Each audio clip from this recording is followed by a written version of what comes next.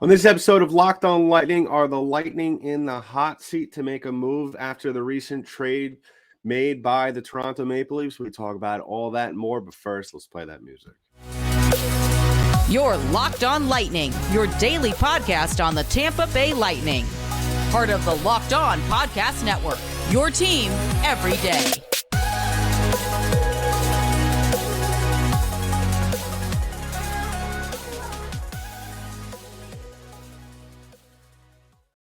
And welcome to another episode of Locked On Lightning, part of the Locked On Podcast Network. I'm your host, Adam Danker. I just want to remind you that today's episode of Locked On Lightning is brought to you by FanDuel Sportsbook, the official sportsbook of the Locked On Podcast Network. Make every moment more. Visit FanDuel.com/LockedOn today to get started. Today, we're talking about, are the Lightning in the hot seat? What is taking them so long to pull the trigger on a trade? Is if there was pressure before to make a trade or some sort of move to improve themselves, as the trade deadline closes in, is it a little bit amped up now because of the recent trade that the Toronto Maple Leafs made? Now, if you haven't heard, the Toronto Maple Leafs made a trade the other day that brought in Ryan O'Reilly from the St. Louis Blues. Now, my overall first impression on that is Ryan O'Reilly is a very good player. Don't get me wrong. But is he now, if you're a Maple Leafs fan, or if you're just, you want to assume the overall goal there on a yearly basis, as it pretty much has been for the last, I guess, 60 years. Has it been 60 years since they've won a cup? I think that's probably, the 60s.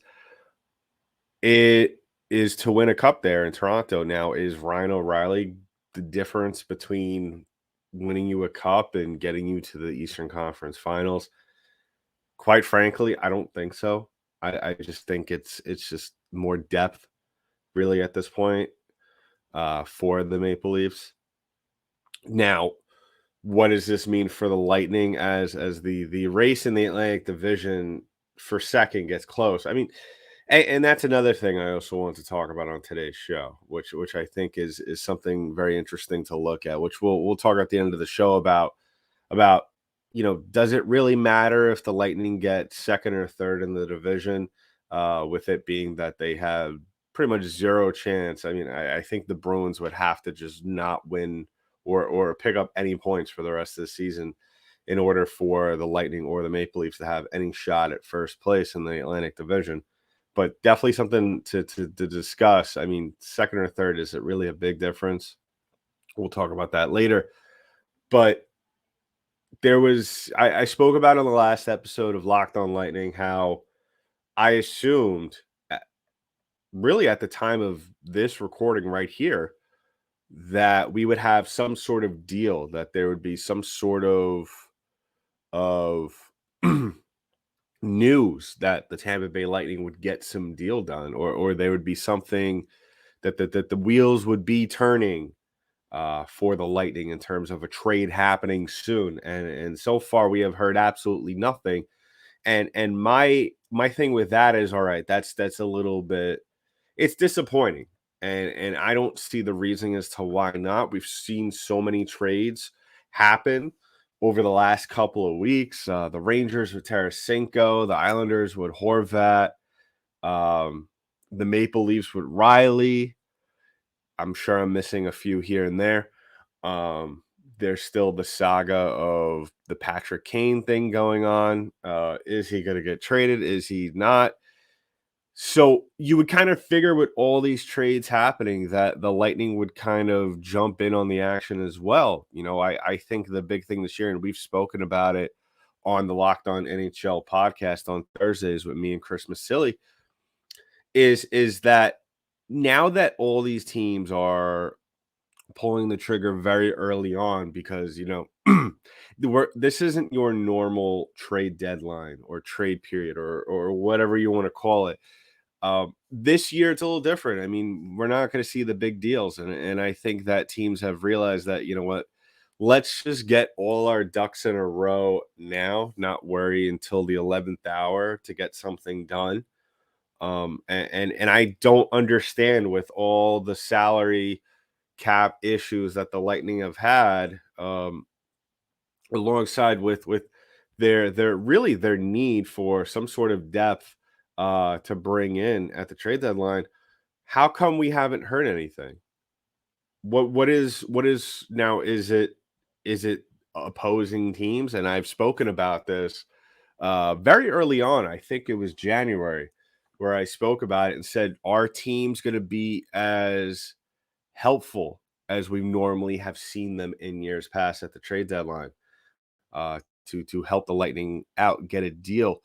And quite honestly, I don't know. I mean, I don't think that there is as much animosity from some of the clubs, especially in the Western Conference, towards the Lightning, as there might be from some majority of the fans in the league, who are, I completely understand, just tired of seeing the Lightning in the Stanley Cup final. And a lot of that also has to do with jealousy, I guess. But um, what I'm trying to say is that this year, regardless whether it was going to be salary cap constrictions, whether it was going to be just lack thereof trade assets that the Lightning have, it was going to be very tough, which is why I wished that there would have been a deal done.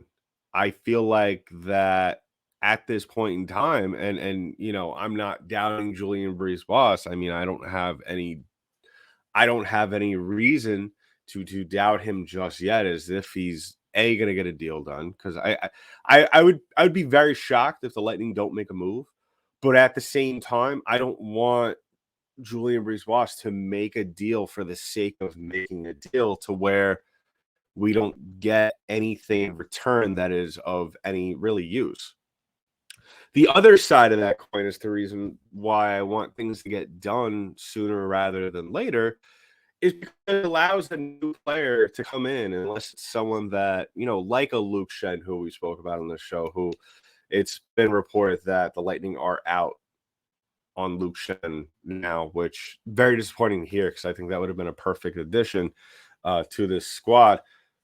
But bring in a player like Ivan Barbashev from St. Louis, who I think we could still all agree is the number one target, who, quite honestly, I think the Lightning should be really just 100% dead focused on. It gives a guy like Barbashev to come in, acclimate with his teammates, give him as much ice time, as much time in real game situations, because we've spoken about numerous times on this show throughout the years that you could skate these guys together and practice all you want, but it isn't going to give you that kind of in-game experience that these guys so really really need.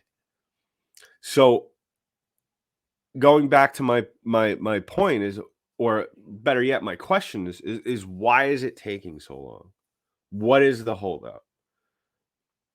And I feel like every day the Lightning don't get a deal, the window, I believe, to getting some sort of quality asset back. Now, I mean, I could say all of this, and then we're sitting an hour away from the deadline on March 3rd, and bam, they get Barbashev or some other high quality player.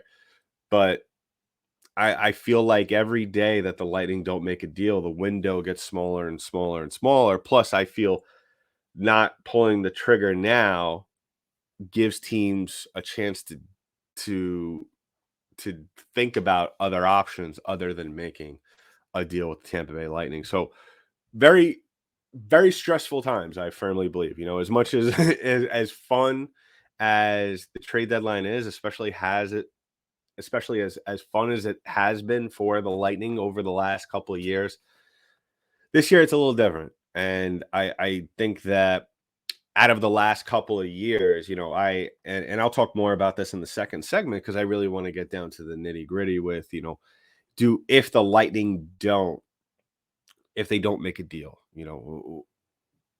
what next? I would be very shocked if no deal gets done, especially with, I'm not saying that the Lightning have to make a deal because Toronto made one. Toronto just happens to have more assets. But Yeah, I would say on a scale of 1 to 10 in terms of concern, I'm probably, 10 being full on panic, 1 being not bothered at all. I would say probably I'm at like a 5. I think I'm not too worried, but at the same time, every moment passes, every day passes, you're growing a little bit more concerned um, as to what kind of return, if one at all, will the Lightning get in a potential deal. So we'll keep an eye on that. We'll talk more about that as things potentially unfold or not unfold.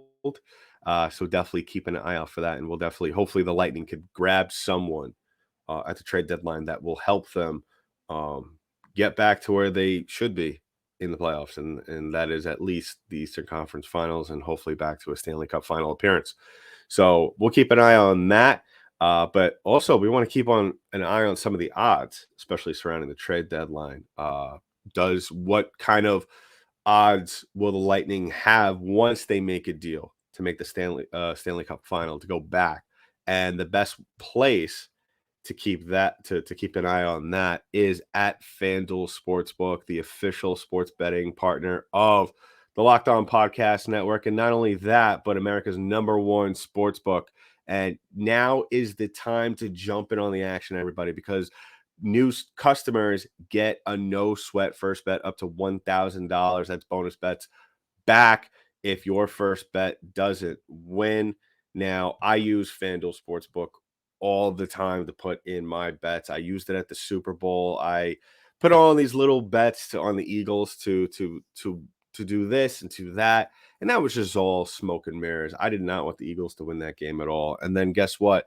As soon as the Chiefs fell down at halftime, I put money on the live money. I put money on the live money line for the Chiefs, and I came out with $20, out of 5. So you know what? It's not a lot, but it's better than 0, right? And so definitely want to do that.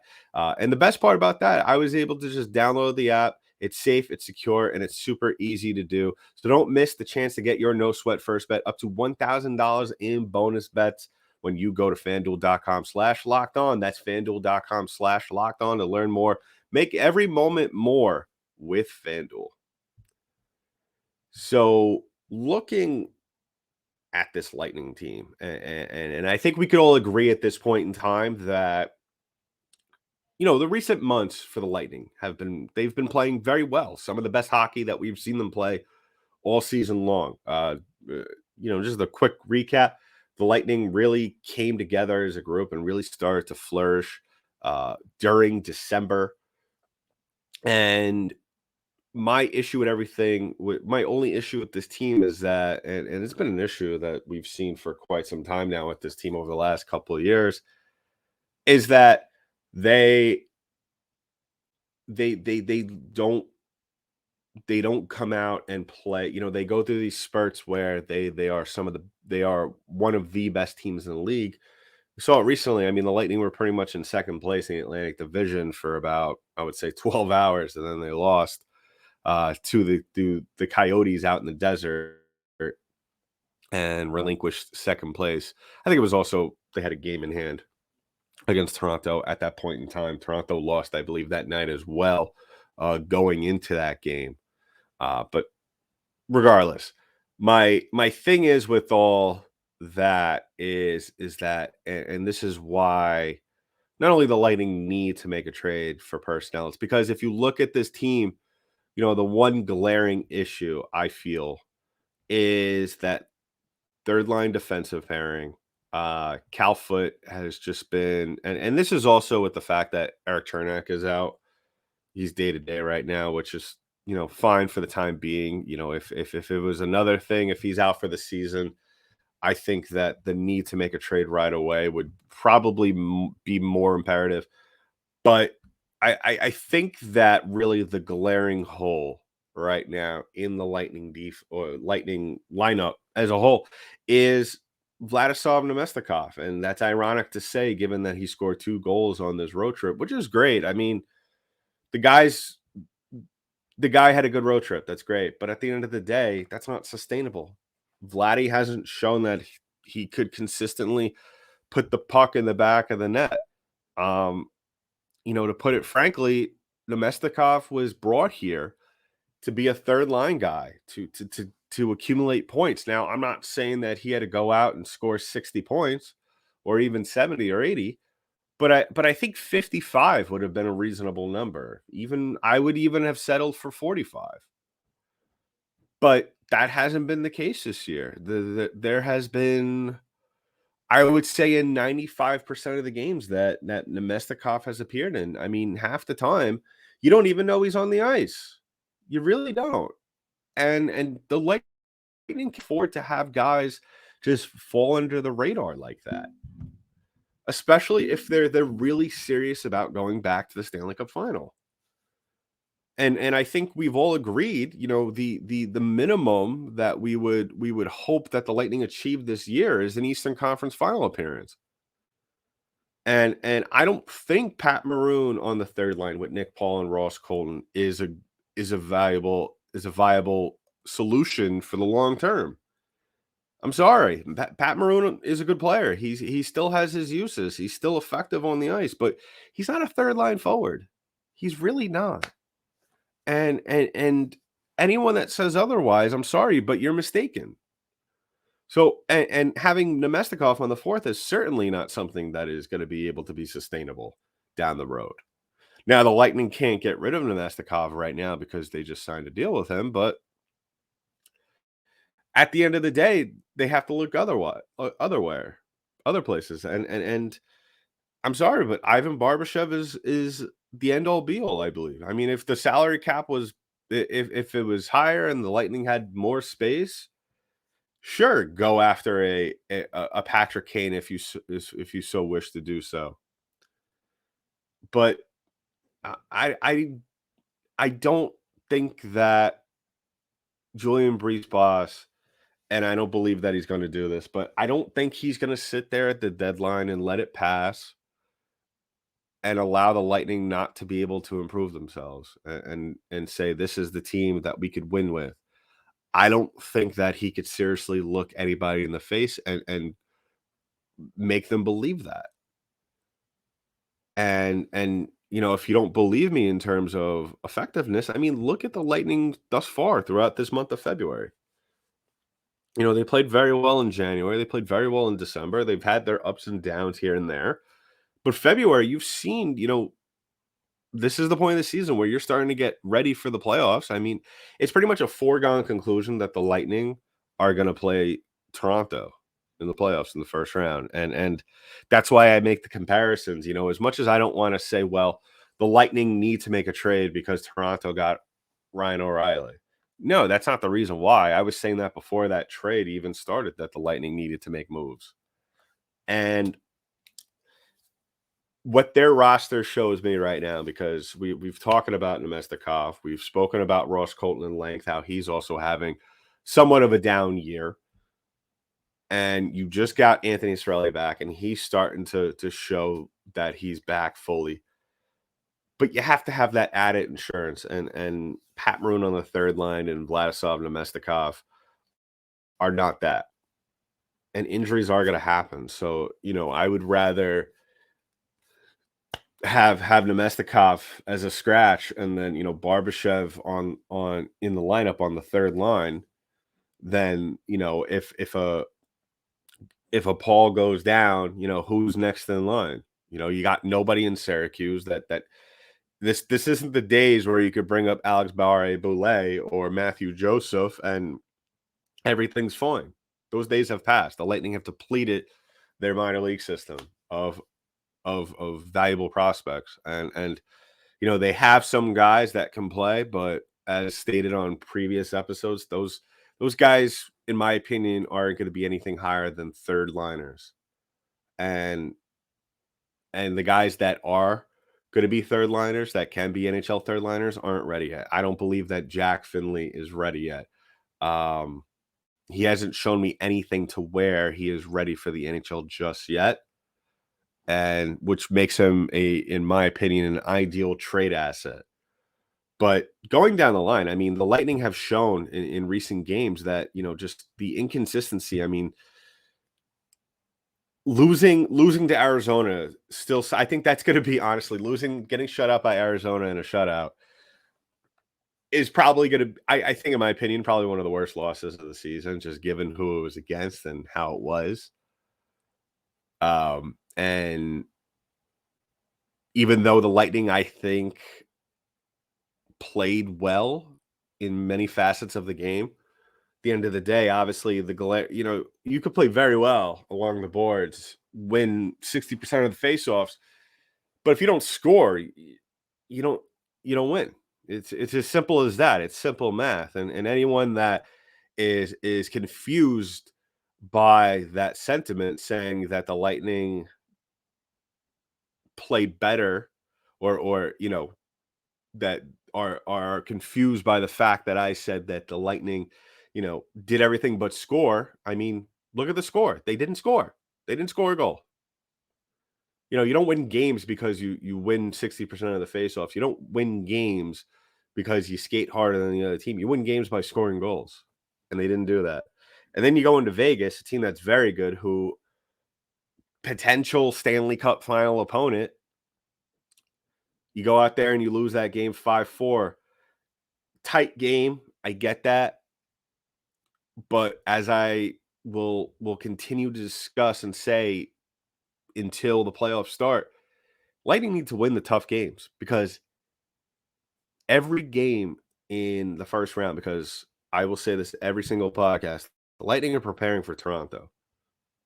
That's it. That's 100% the mantra from now until the last regular season game. They're preparing for Toronto, and every single game in that series, as we could see last year, and it's not going to change, is going to be a tight game. And that was a very tight game in which I feel like if the Lightning had a little bit of extra scoring, if they didn't have a Vladisov Nemestikov who just is just haunting the ice with his ghost, the ghost of Vladisov Nemestikov on the fourth line, I feel like the Lightning come out on top in that game. Now, things might be a little different if you got Nick Paul flying around, if he's at the peak of his powers, if Anthony Cirelli's at the peak of his powers. Because make no mistake about it, as great as they have been all season long, Nikita Kucherov, Braden Point, and Steven Stamkos aren't going to be the ones that win you playoff games. If anything is an indication of what we've seen the last couple of years in the playoffs, it's going to be your third and fourth lines. Those are going to be the difference makers in a best of seven, especially against a team that I think we could say that now that there is probably a high level of a rivalry with Toronto, if they haven't had one already with them. So in a chippy series such as that against Toronto, your third and fourth line are going to beat them. That's going to be the thing that wins the games, along with good goaltending. And Vazzy can't do it all. He hasn't shown just yet. He's shown spurts that he could win games for the Lightning, but he's not at that point where you could go out there and safely say, he's got it tonight. We don't need to worry. So that's why I firmly think, the Lightning really just, reiterating the point I made before, they need to get something done. They need to get something done, because if we're sitting here on the 11th hour on trade deadline day and a deal's not done, or we haven't heard anything just yet, I'd be very concerned. I'd be very concerned. So let us know in the comments below what you think about, the trade deadline. Are you as concerned as I am? Like I said, I'm at a 5 because some people may not realize this, even though you don't hear anything, phone calls are being made, deals are being made.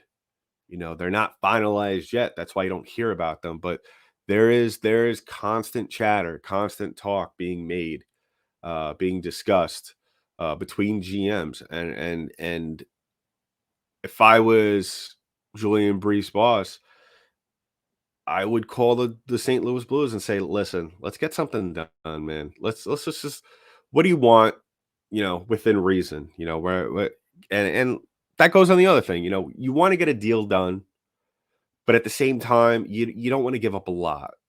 But that kind of helps the Lightning in a way, because they don't really have a lot. and you don't want to continue trading draft picks.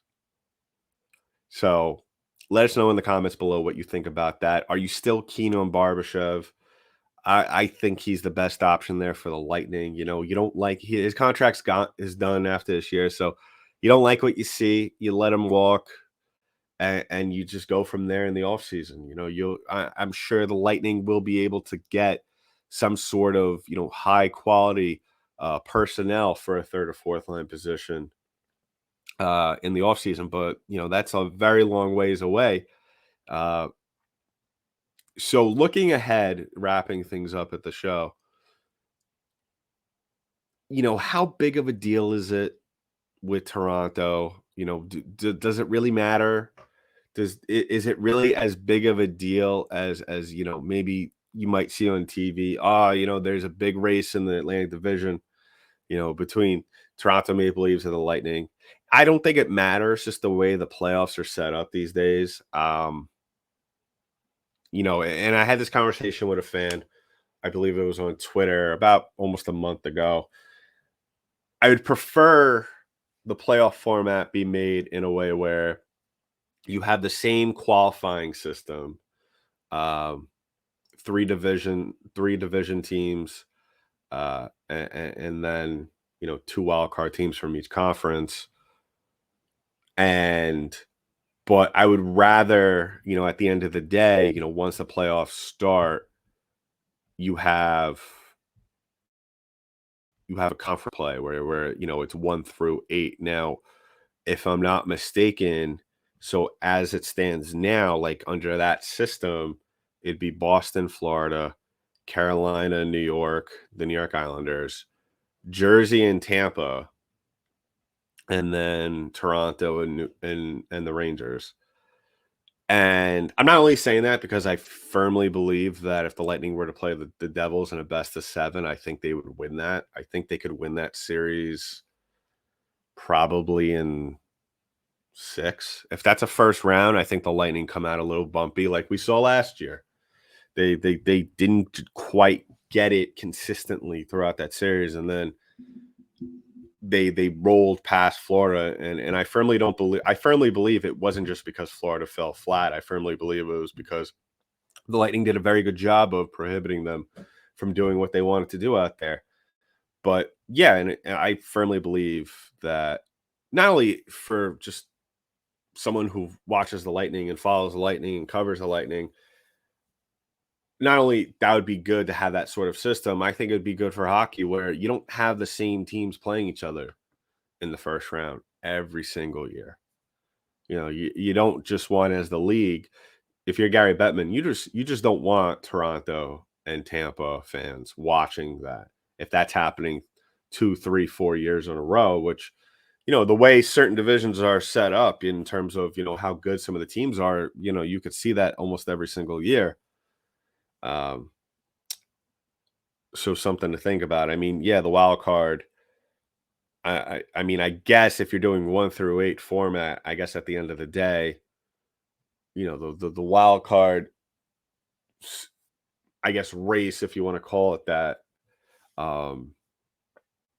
doesn't it doesn't really mean as much because at the end of the day, if you're finishing second in the wild card, you're playing the first overall team in the conference. I mean, I don't know. Tell me what you think down below in the comments. I prefer that. I think that's better. It's just more exciting because at the end of the day, also we know that seeding doesn't really matter in the NHL. I mean, we've seen multiple instances where teams that we feel had no shot to begin with. I mean, case in point, not to open up old wounds, but 2019 with Columbus and New York. I mean, Columbus and Tampa. It didn't matter. Tampa was the best team in the league, probably one of the top teams to ever, at least one of the top regular season teams ever, in my opinion. And then they go into a series against the lowly Blue Jackets and get swept. So I think that would be a good story. At the end of the day, Boston would still probably play Florida anyway. But it does make it a lot more fun for other teams in the conference that are not in the wild card or finishing first. in their division. So something to think about. Yeah. So I don't think that. I think going forward, I think that the Lightning, hopefully by the end of this week, like I've said, hopefully we're not sitting here on March 3rd, you know, 30 minutes from the trade deadline and we don't hear anything. Now, at the same time, it is very often that we don't hear things until a couple of minutes after the deadline. Things are still trickling out. Deals are still sort of being done. But I would rather that if whoever it be, whether it be Barbashev or somebody else, the Lightning bring them in so they could just hit the ground running and have as much time with their teammates as possible, and instead of taking 2 months to figure it out before playing some of the biggest games of their career. So we'll keep an eye on that. Let us know in the comments below. Make sure to like and subscribe to the podcast. Give us a follow wherever the podcasts are distributed in audio form. We are also available on YouTube, so go ahead and follow our channel, like and subscribe, hit that notification bell, so as soon as the newest episode drops, you are informed and ready to watch it. And also follow me on Twitter at DankyDank, DenkyDank. We're still doing mailbags. You guys were doing great with the mailbags. Haven't gotten some in a little bit. So roll those in, or just comments, let me know and I'll talk about them on the show. Who do you prefer? Is there someone else out there? Is there someone else out there other than an Ivan Barbashev? And these have to be like reasonable. Like, we can't be saying Patrick Kane, where that there's not even a 1% chance that will get done. So make sure that it's also a rational trade, a logical trade that makes sense that the Lightning would make, and we'll talk about it. So, but in the meantime, that's been it for this episode of Locked On Lightning, part of the Locked On Podcast Network. I'm your host, Adam Danker. I'll talk to you next.